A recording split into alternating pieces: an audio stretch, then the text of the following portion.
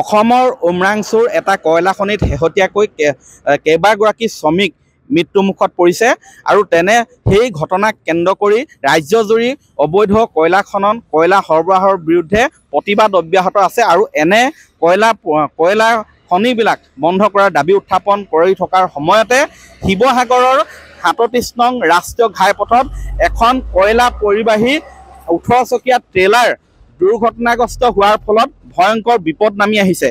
দুৰ্ঘটনাগ্ৰস্ত কয়লা পৰিবাহী ট্ৰেলাৰখনে ভয়ংকৰ বিপদ কঢ়িয়াই আনিছে, কাৰণ শিৱসাগৰ বেতবাৰী ঘিলাগুৰি এই ৩৭ নং ৰাষ্ট্ৰীয় ঘাইপথৰ ওপৰতে এই ট্ৰেলাৰখন পৰি আছে বা বাগৰি পৰিলে। আচলতে যোৱা ১৫ জানুৱাৰী নিশা বাগৰি পৰিছিলে। অত্যাধিক কয়লা তথা অভাৰলোডিং কয়লা অভাৰলোডিং কৰিছিলে এই ট্ৰেলাৰখনত।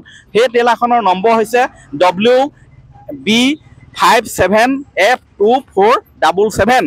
এই পশ্চিমবংগত ৰেজিষ্টাৰ হোৱা এই আচলতে ট্ৰেলাৰখনত অত্যাধিক পৰিমাণে কয়লা লিডুৰ পৰা কলকাতালৈ বুলি নি থকা অৱস্থাত ইয়াত নিয়ন্ত্ৰণ হেৰুৱাই বাগৰি পৰে। কিন্তু অতি ৰহস্যজনক বিষয় হ'ল যে এই ট্ৰেলাৰখনৰ কাষ চাপিবলৈ আচলতে সাহস কৰা নাই আৰক্ষীয়ে, সাহস কৰা নাই প্ৰশাসনে। ইয়াত ১৫ জানুৱাৰীৰ পৰাই ইয়াত পৰি আছে এই ট্ৰেলাৰখন। ইয়াৰ পৰা যে এই ৩৭ নং ব্যস্ততাপূৰ্ণ ৩৭ নং ৰাষ্ট্ৰীয় ঘাইপথৰ পৰা যে এই ট্ৰেলাৰখন উঠাই নিব লাগে বা কয়লাখিনি ইয়াৰ পৰা আঁতৰাই দিব লাগে, সেই আচলতে কাম কৰিবলৈ কোনেও কিয় সাহস কৰা নাই, তাক লৈ ৰহস্যৰ সৃষ্টি হৈছে।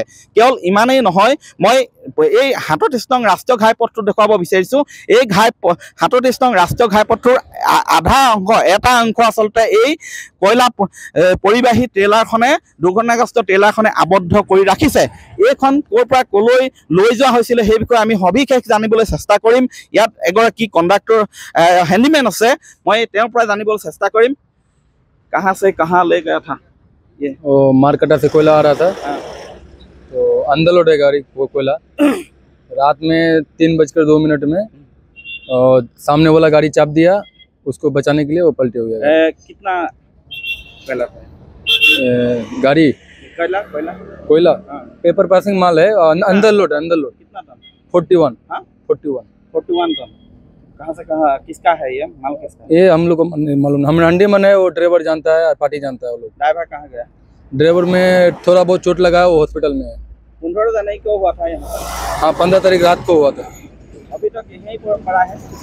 हाँ वो तो सर हम लोग कहने नहीं पाएंगे, हम लोग को तो मालिक बोला है रहने के लिए, देखने के लिए। मालिक का नाम क्या है?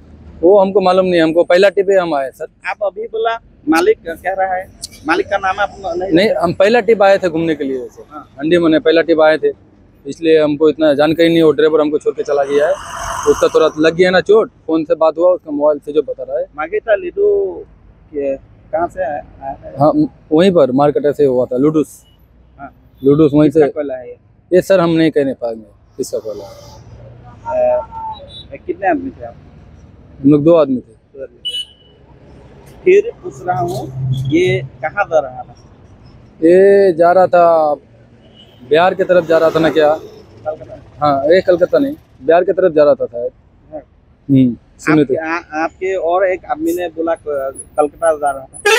नहीं ऐसा हम तो नहीं सुने। जब गाड़ी लोड हो रहा था तो ड्राइवर बोला उधर बिहार के लिए लोड हो रहा है गाड़ी, ऐसे बोला था। এওঁলোকৰ এগৰাকীয়ে কৈছে যে এখন কলকাতালৈ লৈ যোৱা হৈছিলে আৰু এগৰাকীয়ে কৈছে যে বিহাৰলৈ। এতিয়া কোনটো কথা সত্য সেয়া তদন্ত কৰিলে পোহৰলৈ আহিব, কিন্তু উচিত তদন্তটো দূৰৰ কথা। এই গাড়ীখনৰ বৰ্তমান এই ঘাইপথৰ ওপৰৰ পৰা আচলতে আঁতৰাই দিবলৈ এই পৰ্যন্ত কোনো ধৰণৰ পদক্ষেপ লোৱা নাই, যাৰ বাবে যিকোনো মুহূৰ্তত এই দুৰ্ঘটনাত পতিত হোৱা ট্ৰেলাৰখন কয়লা থকা ট্ৰেলাৰখনে আচলতে দুৰ্ঘটনা ইয়াত খুন্দা খাই আন যান বাহন যাত্ৰীবাহী কঢ়িওৱা যান বাহন দুৰ্ঘটনাগ্ৰস্ত হোৱাৰ সম্ভাৱনা অধিক প্ৰকট হৈ পৰিছে। এয়া আচলতে প্ৰশাসনে কিয় এনেধৰণৰ নীৰৱতা অৱলম্বন কৰিছে, এনফৰ্চমেণ্ট বিভাগ তথা জিলা পৰিবহণ বিভাগে কিয় এনেধৰণৰ নীৰৱতা অৱলম্বন কৰিছে, তাক লৈ কিন্তু প্ৰশ্ন উত্থাপন হৈছে। সাধাৰণতে দেখা যায় এখন যান বাহন যদিহে দুৰ্ঘটনাগ্ৰস্ত হয়, পথৰ ওপৰত পৰি থাকে, ততাতৈয়াকৈ সেই যান বাহন আঁতৰাই দিয়া হয় বা চিজ কৰা হৈ লৈ যোৱা হয়। কিন্তু অতি প্ৰশ্ন উঠিছে, ৰহস্যজনক বিষয়টো হৈছে যে এই কয়লা পৰিবাহী ট্ৰেইলাৰখন 18 চকীয়া ট্ৰেইলাৰখন যোৱা 15 জানুৱাৰী নিশাই ইয়াত পৰি আছে, কিন্তু আজি 17 জানুৱাৰী নিশা হ'লহি, কিন্তু এই পৰ্যন্ত এইখন উঠাই নিবলৈ কাৰো আহৰি নাই। কিয় সেই প্ৰশ্ন উত্থাপন হৈছে। আৰু শীঘ্ৰে যাতে এই কয়লাখিনি জব্দ কৰি এইখিনি বৈধ হয় নে অবৈধ হয়, ইয়াত কিমান অভাৰলোড কৰি অনা হৈছিলে এইখনত, সেইবিলাক বিষয় তদন্ত কৰে, মাতি আনে যাতে মালিকক, ট্ৰেইলাৰখনৰ মালিকক, কয়লা কাৰ পৰা কোনে নিছিলে সকলো যাতে তদন্তৰ আওতালৈ আনে, তাৰ বাবে স্থানীয় ৰাইজে দাবী জনাইছে। আমি যিমান দূৰ জানিব পাৰিছোঁ এইখনত প্ৰায় 30ৰ পৰা 35 টন কয়লা সৰবৰাহ কৰিব পাৰে, কিন্তু ইয়াৰ যিগৰাকী হেণ্ডিমেন তেওঁ কৈছে যে 41 টন কয়লা এই আচলতে ট্ৰেইলাৰখনত লৈ যোৱা হৈছিলে। গতিকে এই বিষয়বিলাক এনফৰ্চমেণ্ট ডিপাৰ্টমেণ্টে তথা পৰিবহণ বিভাগে এইবিলাক তদন্ত কৰিবনে, এনেধৰণে পৰি থাকিব, তাক লৈ বৰ্তমান প্ৰশ্ন উত্থাপন হৈছে। আপুনি বিচৰা বাতৰি পাব কেৱল নিউজ 18 এপত। নিউজ 18 এপ ডাউনলোড কৰিবলৈ স্কেন কৰক এই QR কোড। গুগল প্লে ষ্টৰতো পাব এই নিউজ 18 এপ।